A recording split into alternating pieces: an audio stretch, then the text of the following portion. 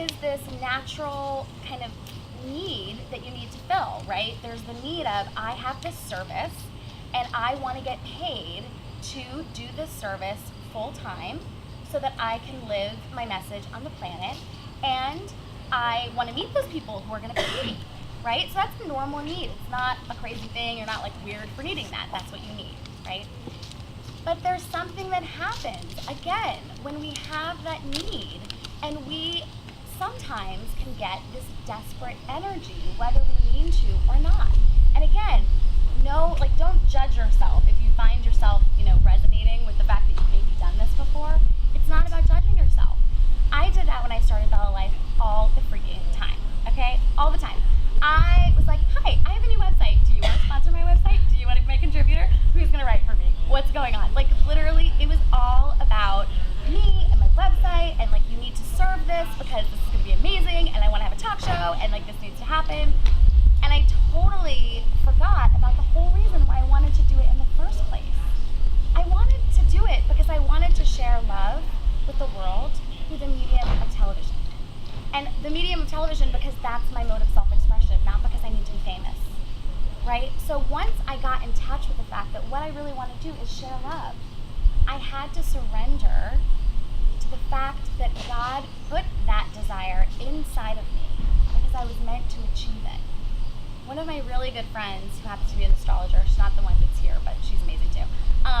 But one of my really good friends taught me a long time ago that if you have a dream, if you have a desire, it's not meant to torture you. It's not meant to make you suffer. It's meant to lift you up, to inspire you, to let you relax and surrender.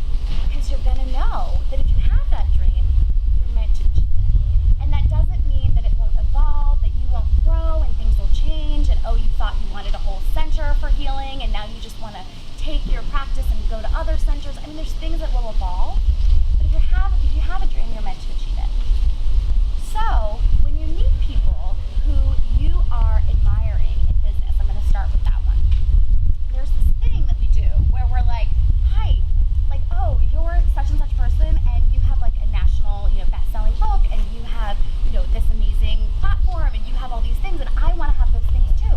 So there can be this natural, like, oh my God, we need to be friends, this needs to happen, desperation behind it, right? Like I was saying. So there's something that you can do where you can start to look at those people as, how can I learn from you? How can I learn from you? They don't owe us anything. They did that on their own, and we will do our work on our own as well. But how can I learn from you? So one of my examples is, I am obsessed with Chris Carr. I'm obsessed with her. Okay? And she's a friend of mine now, but I don't believe in having idols. I don't believe in it. I believe that we are all from God. We are all the same. We are all love. So I'm not really into the whole, I'm obsessed with this person. I'm in love with this person. Except for Chris Carr. And I've told her that. I'm like, you are my only idol. I'm allowed. I have an exemption. It's fine. So for those of you who don't know who Chris Carr is, she's this amazing wellness entrepreneur. She's a global brand, and she has cancer, and she teaches people through her illness, and she's really, actually more than her illness, through her healing. And she's just a huge, I admire her so much. So I'm obsessed with her. So when I first met Chris Carr, I met her at a conference, and there was, all these other people there who were also obsessed with her, and they all thought she was great. And I went up to her, and I was just like, hi, like, we're supposed to be friends. Like, I really wanted to be her friend. I, had it all planned out in my head. I was going to say something really funny, and then she was going to love me, and then we were just going to be friends. And that's not how it happened. I was so freaking awkward. I was so awkward. It's, embarrassing to even think about it. I was so awkward.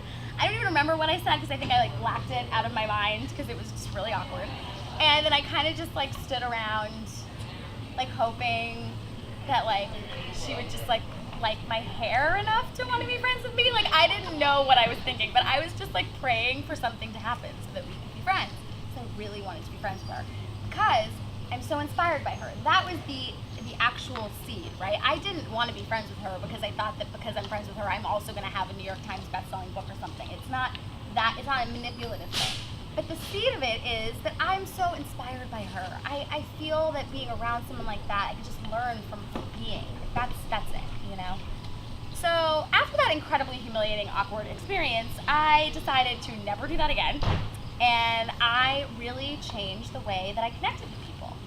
And I decided to believe that if God put this desire in me to have this huge global platform all about love and to share it through the medium of television and all these different things, then I have to trust that he's also going to bring the people in my life that are meant to be a part of that journey.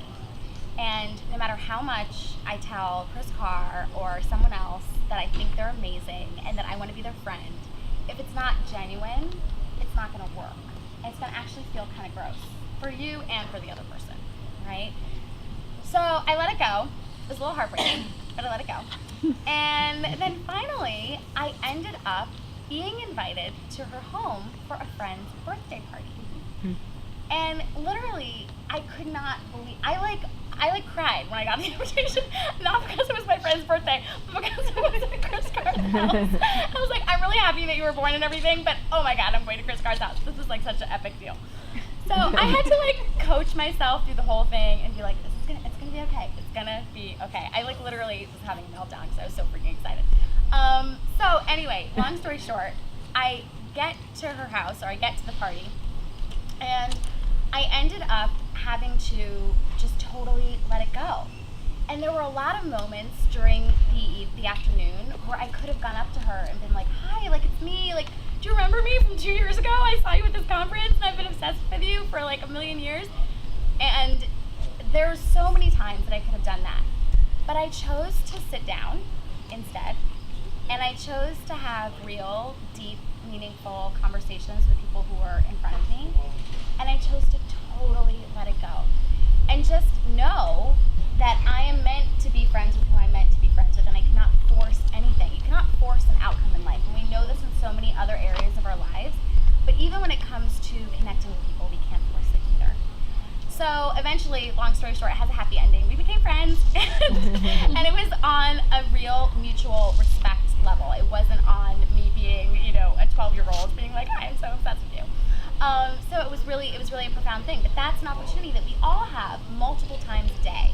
Whether it's we want somebody to sponsor our company and we're like, oh my God, if we got this one person to do this, this would be the most amazing thing and it would change my life forever and this would be fine. Listen, you have a long life to live. That one thing is just a brick in the house, as my lovely, amazing, dear friend Stephanie always says. So not putting that much weight on whether it's one opportunity or one connection. We are all valuable and we all have things to share. So allow yourself to be open and to surrender to that. So getting back to who you're being. How much time have I been talking, by the way? You've almost 15 minutes. Okay. You've been talking for 13. I had a feeling because I timed it. Okay, so anyway, so getting back to who you're being. That is the most important part of this conversation, whether you're meeting someone who's influential in your business or whether you're meeting somebody that you want to be your friend. So, in terms of who you're being, I had to go through, as I said, a whole transformation on this. And what I want to have you guys go through today is a little bit of an exercise. You don't have to move, so don't worry. I'm so not that kind of exercise person, but you have to do a little bit of an exercise with me. And what I'm going to help you do is get in touch with the God within you, okay?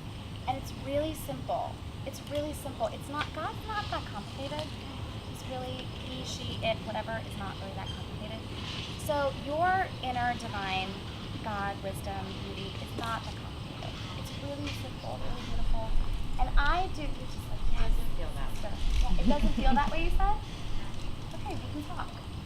Don't worry. Just take a deep breath. Yeah, it's going to be great. It doesn't feel that way, and it probably isn't uncomplicated all the time in life. It's not, right? I explained to you my story. That was very complicated. I had a few complications in it. It's very heavy, very complicated. But what I learned from being sick and literally from being bedridden and not able to walk was there were moments of my day, even when everything looked like it was complete hell and nothing made any sense, that I could choose to do something for myself, to love myself, instead of have thoughts that hate myself. And I know that's a very simple woo-woo thing to say, but it really freaking works, okay? Seriously. And I would I would literally make myself a bath, or I couldn't go anywhere. So it's like I had to put lipstick on and like look at myself in a compact and be like, I look amazing. Just as like, but I did stuff like that. I did stuff like that because I was more committed to the happiness than I was to the misery. Okay?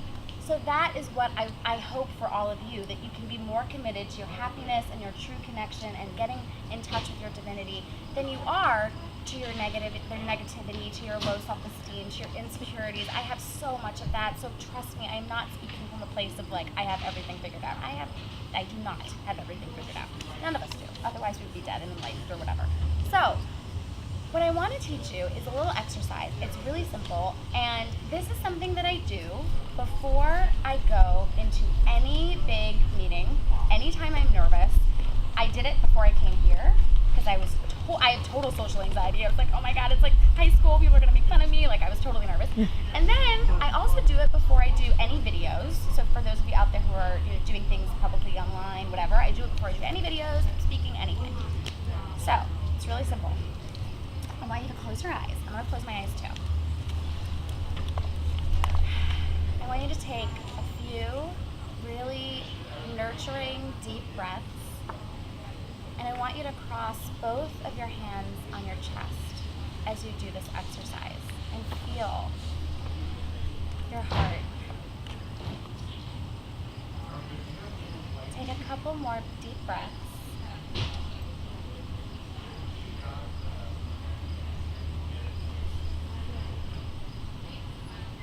And I want you to focus on the center of your body. So I want you to focus on your belly button.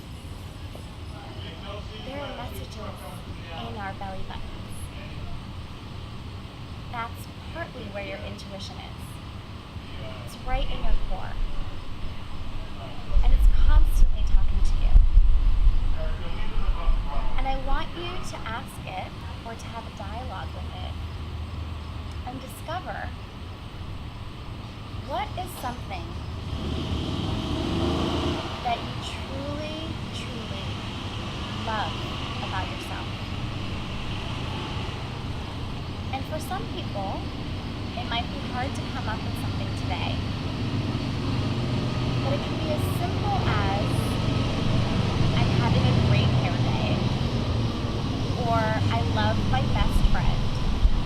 I love that I've made that connection. Or it can be something like, I love how kind I am. I love that I really care about people. I love my laugh. I love the way my eyes sparkle when I first meet someone. I want you to continue taking deep breaths and think about this thing. What is one thing that you absolutely love about yourself? Focus on it.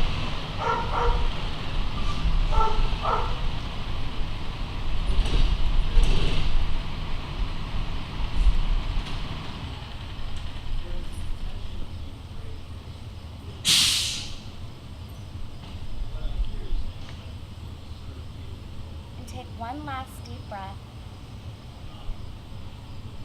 And when you're ready, you can open your eyes.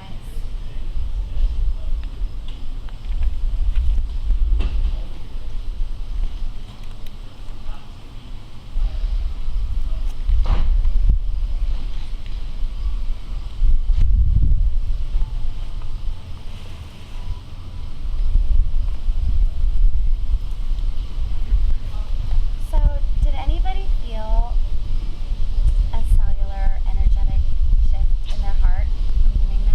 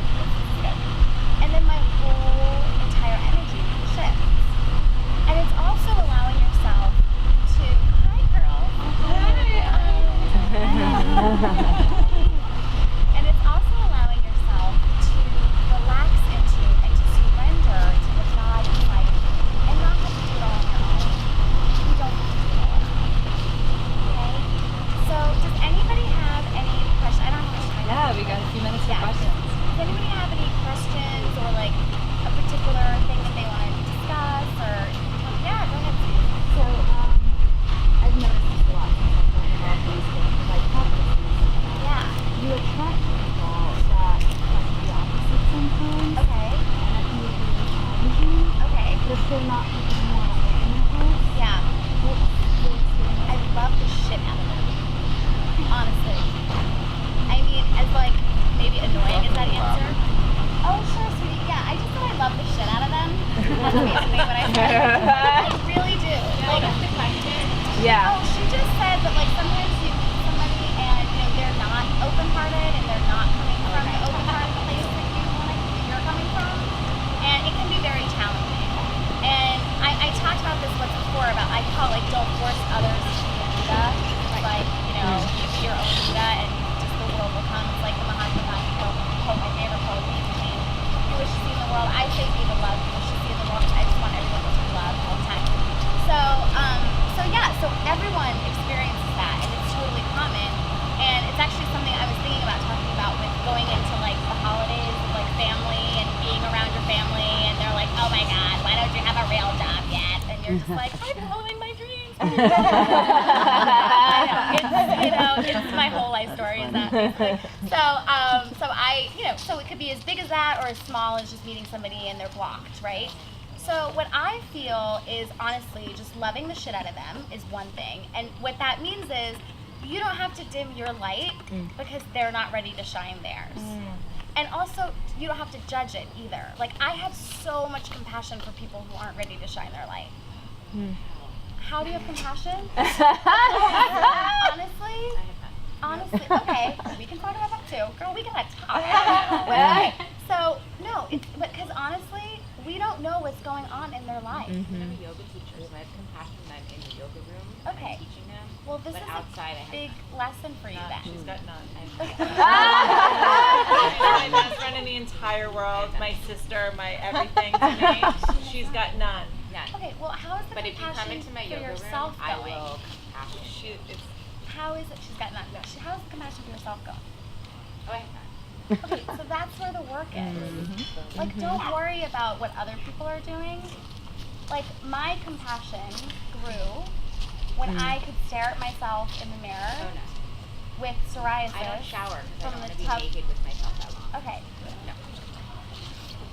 We're going there. I No, have we're going to keep this private. You and compassion. I will discuss. It's fine. I have compassion for that. But honestly, the compassion has to start from yourself. I love you. It has to start from yourself. And that is not, you can't say an affirmation and then all of a sudden have compassion for yourself. I mean, I'm a huge fan of affirmations, but like you have to do work, and it's work, and it's not pretty. It's going and talking to somebody every week. It's having conversations that make you want to pull your hair.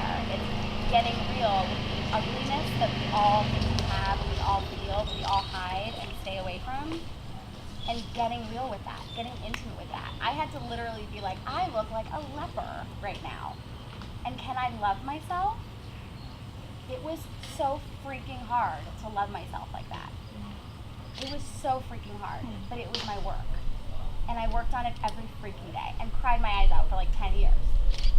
It wasn't like I was just bubbly and cute and whatever. I was miserable. But I was more committed to being happy than I was to being miserable. So every freaking day I woke up and I was like, you look crazy. Okay, it's fine. It's gonna be fine. It's gonna be fine. I'm gonna get to work. And I got to work. But how did you get to the point of being more committed to being happy than being miserable? You know, I believed in something greater than myself. I had a conversation with God when I was like 12, and I heard a message that said, you can either believe that this is happening to you because you are the worst child on the planet and you are being punished for being bad at math, which is literally what I heard because I thought I was horrible at math. Or you can believe that this has nothing to do with you and it's for the world. And that's what I chose. Keep doing it, but I keep doing it. So that's it. There's no magic pill. Anyway, my beautiful friend Stephanie Ziv has to also speak, and I can just talk forever. So,